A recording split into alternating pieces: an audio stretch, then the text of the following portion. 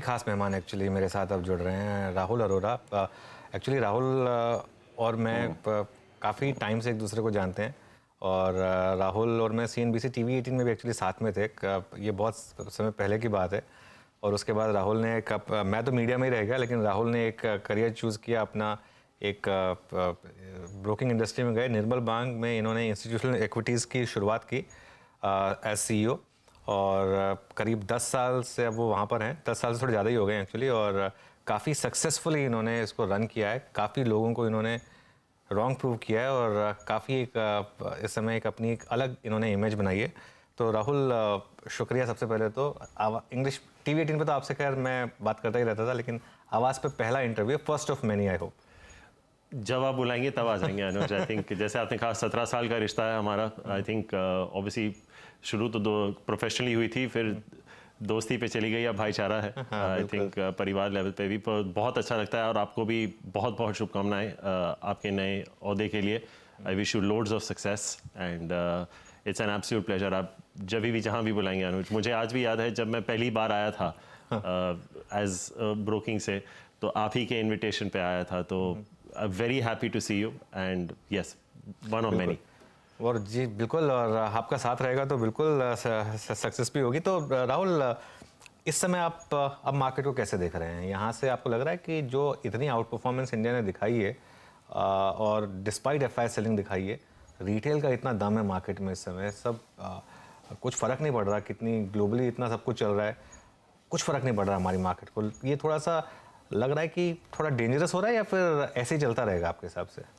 इसमें दो चीज़ें अनुज। आई थिंक एक आपने बहुत इंटरेस्टिंग पॉइंट रेस किया रिटेल का। तो अगर आप पिछले 3-4 मेजर क्राइसिस देखें, चाहे वो 99-2000 का .com बस्ट हो, फिर लीमन का हो, फिर जो 2013 में टेपर टैंट्रम हुआ था, और जिस वक्त डीमोनेटाइजेशन के वक्त बाजार गिरा था, ये पांचों स्थिति में म्यूचुअल फंड इंडस्ट्री की साइज़ बहुत छोटी थी अनुज। इनफैक्ट जब डीमॉन हुआ था तो पूरे म्यूचुअल फंड इंडस्ट्री की साइज़ कुछ 4.5-5 लाख करोड़ थी। आज SBI म्यूचुअल फंड अकेले की AUM उससे ज़्यादा है। ये 8 गुना बढ़ चुका है। म्यूचुअल फंड इंडस्ट्री की साइज आज 40 लाख करोड़ है। 8 गुना पिछले 5-6 साल में। 5 साल में इतना बढ़ा है? जी बिल्कुल। इनफैक्ट ये पिछले 1-8 साल में इतना नहीं बढ़ा है अनुज, लेकिन ये डीमॉन के 4-5 साल के बाद ही 35 लाख करोड़ क्रॉस कर चुका था। तो जब हम डीप कपलिंग की बात करते हैं अनुज, ये बहुत बड़ा काउंटर बैलेंसिंग फोर्स आ गया। लोग बहुत अक्सर पूछते हैं कि इतनी FI सेलिंग हो रही है, आपका बाजार क्यों नहीं गिर रहा? इसकी मेन वजह यही है कि इतना पैसा जो हम फाइनेंशियलाइजेशन ऑफ सेविंग्स की बात करते हैं, जो पहले शायद रियल एस्टेट या गोल्ड या सिल्वर या किसी और एसेट क्लास में जा रहा था, जो एकदम से प्रोडक्टिव नहीं था, आप उसको लिक्विड नहीं थे वो एसेट्स, आपके पास नोशनल वेल्थ भले ही बढ़ रही थी, आप चाहे गोल्ड खरीदे, रियल एस्टेट, लेकिन आप उसको फील या ट्रांसैक्ट नहीं कर पा रहे थे। अब क्योंकि स्थिति ऐसे हो गई है कि 8 से 12 हज़ार करोड़ प्रति महीने आपको SIP से मिल रहे हैं और म्यूचुअल फंड इंडस्ट्री की साइज इतनी हो गई है, ये काउंटर बैलेंसिंग फोर्स बन जाता है। लेकिन क्या ये अकेले होगा जो मार्केट को गिरने से रोक सकता है? ये एक सवालिया निशान है अनुज, क्योंकि ये पहली बार हम जब से डीमॉन हुआ है और म्यूचुअल फंड इंडस्ट्री का साइज इतना बढ़ा है कि हम ग्लोबली रिसेशन में स्टेयर कर रहे हैं। तो एक संभव है।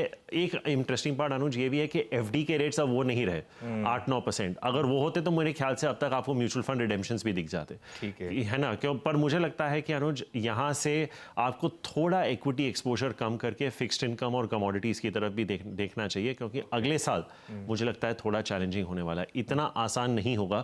जैसे 7,500 की निफ्टी 18,500 चली गई, यहाँ से पैसा बनाना थोड़ा मुझे लगता है यहाँ से मुश्किल होगा अगले एक साल। तो थोड़ा सा फिक्स इनकम में भी एक्सपोजर रखें, इक्विटी का एक्सपोजर अब इस समय इंक्रीमेंटली ज़्यादा ना बढ़ाएं। इस समय आपको ये लग रहा है कि हाँ जी, आई थिंक क्योंकि ऑब्वियसली आपके फैमिली वगैरह के सेटअप पे भी डिपेंड करता है किस वजह से आप इक्विटी में, लेकिन मुझे लगता है कि आप अगर 60-70% इक्विटी में थे तो वो 10-20% कम करके 50 तक ला सकते हैं।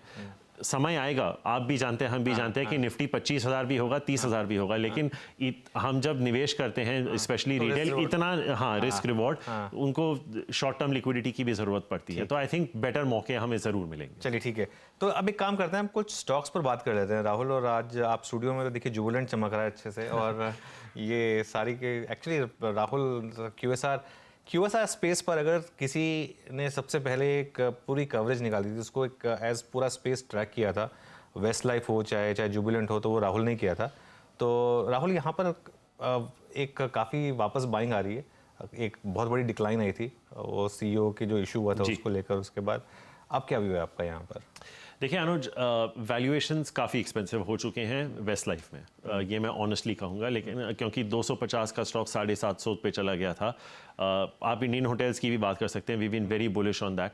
मुझे लगता है कि यहाँ थोड़े प्रॉफिट्स ले लेने चाहिए, लेकिन ये एक बहुत अनयूजुअल क्वार्टर है अनुज, क्योंकि 2 मेजर स्पोर्टिंग इवेंट्स एक क्वार्टर में आते हैं। T20 वर्ल्ड कप इस वीकेंड शुरू हो रहा है, उसके बाद फीफा वर्ल्ड कप शुरू हो रहा है। तो मेरे हिसाब से ये delivery model, this will actually be a very good quarter, और एक सेकंड ऑर्डर बेनिफिशियरी भी हो सकता है जो उसको डिलीवर कर सकते हैं, जो है जोमेटो। हालांकि हम जोमेटो को ट्रैक नहीं कर रहे, मैं सिर्फ सोच रहा था कि जब लॉकडाउन हुई थी वो बता रहे थे कि कितनी बिरयानियां वगैरह डिलीवर हुई थी।